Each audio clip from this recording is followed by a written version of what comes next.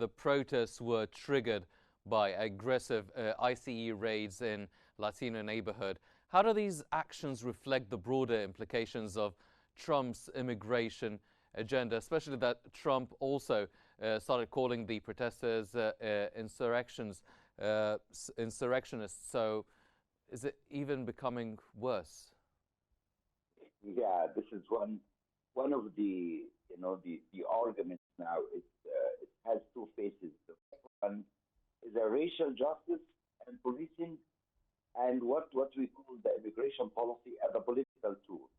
So in the first point, on the first point, the rise on undocumented immigrants, especially if they targeted Latino, and this is like put like 1,000 line under Latinos or minority community. This is what they received that message that they are really targeted based on their background or their racial profiling. So the situation where they saw the police, is dealing with this guy brutally. This, read that point with that movement is targeting like specific minorities or specific communities in Los Angeles or in the United States, like Black Lives Matter.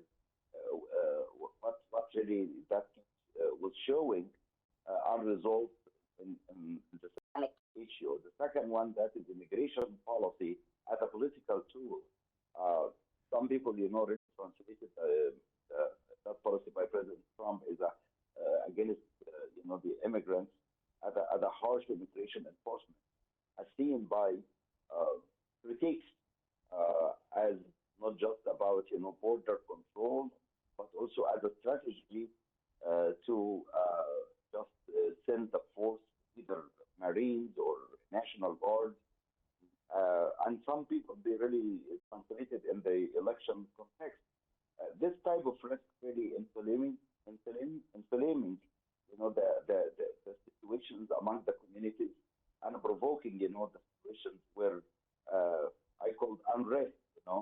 But by the end, the president has the authority to exercise at the head of the executive power. But, now what we are seeing is like a huge debate between the federal state versus the state conflict. And this situation is really scary, where these guys, should really, really handle. I mean, some and president handle the situation out of that.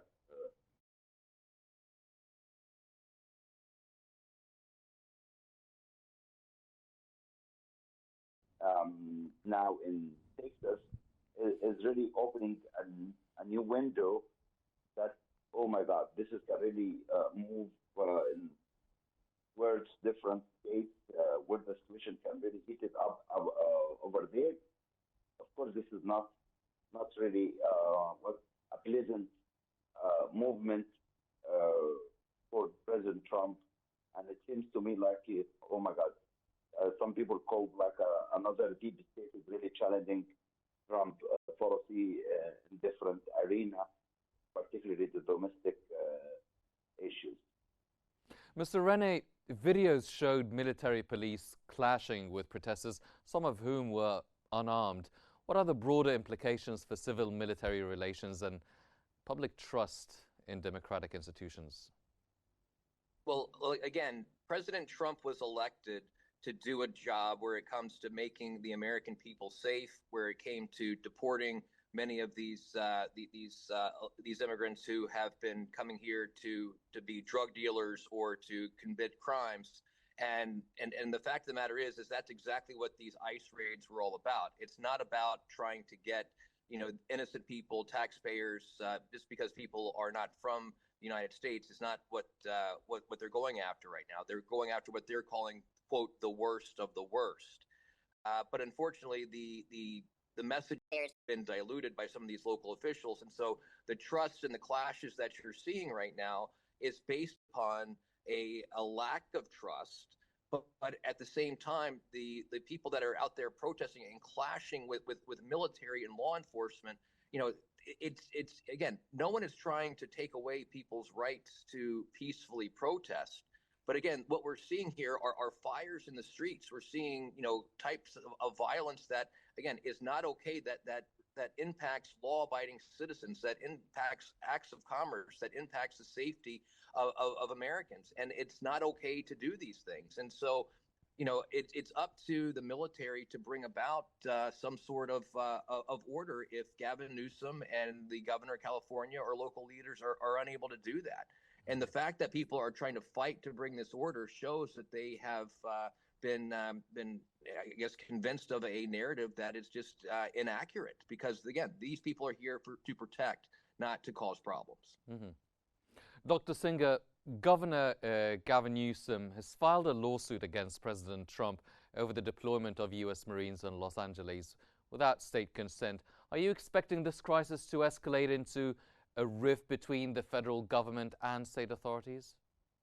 Yeah, I think it's coming to be as a major debate, and certainly the U.S. Supreme Court will handle this issue, because if Governor Newsom will, or probably he already filed a case or a suit against the executive authority representing, like President Trump. Yeah, the Supreme Court gonna to handle this, and this will be like a major debate where we can define exactly what the President Trump is exercising correctly from the point of law, or President the Governor Newsom have the right to refuse the deployment of the National Guard or the Marines. Both of them, they have like a very strong legal argument in that debate. Based on what I read on the Constitution, that President Trump should really get the approval from the governor of California or any governor to send the troops over there if they really need it. And this is the argument that Newsom really presented clearly, that I didn't call the National Guard, I didn't call, the Marines. So probably the executive power really exercise it is right out of the scope of law. And this will be like a debatable issue in coming days till we should control the current situation. And I don't think it was really right that both of them, they have a conflict on the current situation now. We need really to contain what is going on in Los Angeles and the other states. This is important for the U.S. national security.